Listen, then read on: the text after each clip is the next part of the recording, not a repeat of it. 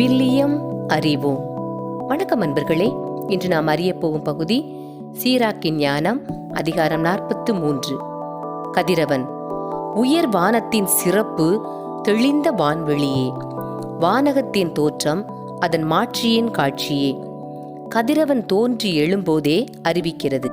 உன்னத இறைவனின் கைவேலையாகிய அது எத்துணை வியப்புக்கு உரியது. அது நண்பகலில் நிலத்தை சுட்டெரிக்கிறது. அதனுடைய கடும் வெப்பத்தை தாங்கக்கூடியவர் எவர்? சூளையை கவனிப்போர் கடும் வெப்பத்தில் வேலை செய்கின்றனர். கதிரவன் அதைவிட மும்மடங்காய் மலையை எரிக்கிறது, நெருப்பு கதிர்களை வீசுகிறது, தன்னுடைய ஒளி கதிர்களால் கண்களை குருடாக்குகிறது. அதனை படைத்தவர் மாபெரும் ஆண்டவர். அவருடைய கட்டளையால் அது தன் வழியே விரைந்து செல்கிறது. நிலவு எப்போதும் குறித்த காலத்தில் நேரத்தையும் காலத்தின் குறியையும் காட்டுகிறது. நிலவை கொண்டே திருநாட்கள் குறிக்கப்படுகின்றன. அது வளர்ந்து முழுமை அடைந்த பின் தேய்கிறது. அதனை கொண்டே மாதங்கள் பெயரிடப்படுகின்றன. அது வளர்மதியாக மாறும் வகை எத்துணை வியப்புக்கு உரியது. வான்படைகளுக்கு அடையாள ஒளியாக நின்று வான்வெளியில் அது மிளிர்கின்றது.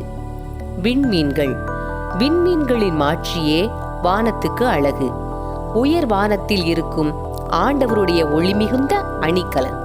தூய இறைவனின் கட்டளைப்படி அவை ஒழுங்காக இயங்குகின்றன. தங்களது விழிப்பில் அவை அயர்வதில்லை. வானவில்லை பார், அதை உண்டாக்கினவரை போற்று. அது ஒளிரும்போது எழில் மிகுந்ததாய் இருக்கின்றது. தனது மாட்சி மிகுந்த வில்லால் வானத்தை அது சுற்றி வளைக்கிறது. உன்னத இறைவனின் கைகளே அதை விரித்து வைத்தன. இயற்கையின் விந்தைகள். ஆண்டவருடைய கட்டளைப்படி பனி பெய்கிறது. அவர் தம் முடிவுகளை செயல்படுத்த மின்னல்கள் விரைகின்றன.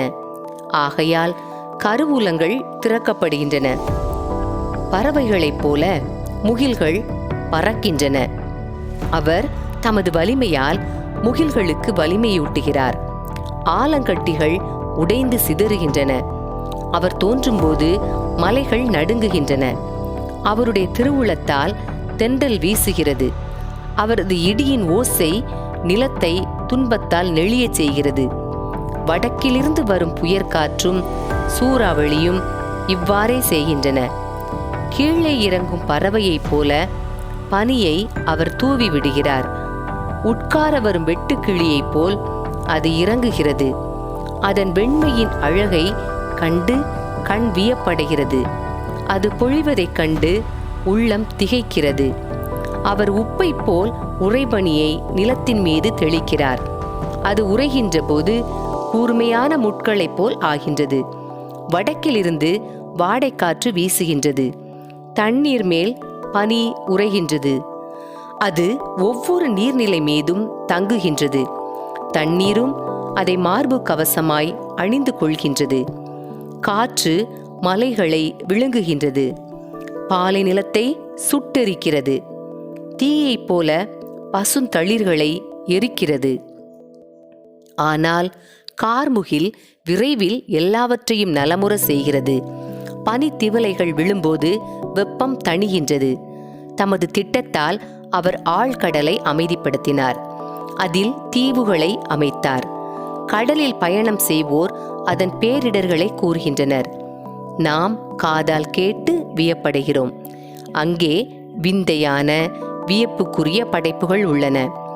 எல்லா வகை உயிரினங்களும் கடலில் வாழும் மிக பெரிய விலங்குகளும் உள்ளன. அவரால் அவருடைய தூதர் வெற்றி காண்பர். அவருடைய சொல் அனைத்தையும் ஒருங்கிணைக்கும். நான் இன்னும் பல சொல்லலாம், ஆயினும் முழுமையாய் சொல்ல முடியாது. சுருங்க கூறின் அனைத்தும் அவரே. ஆண்டவரை மாட்சிப்பைப்படுத்த எங்கிருந்து வலிமை பெறுவோம்? தம் படைப்புகள் எல்லாவற்றையும் விட அவர் பெரியவர். அவர் அஞ்சுதற்கு உரியவர், மிக பெரியவர். அவருடைய வலிமை வியப்புக்கு உரியது. ஆண்டவரை மாட்சிமைப்படுத்துங்கள். உங்களால் முடியும் அளவிற்கு அவரை உயர்த்துங்கள். ஏனெனில் அவர் அதனினும் மேலானவர்.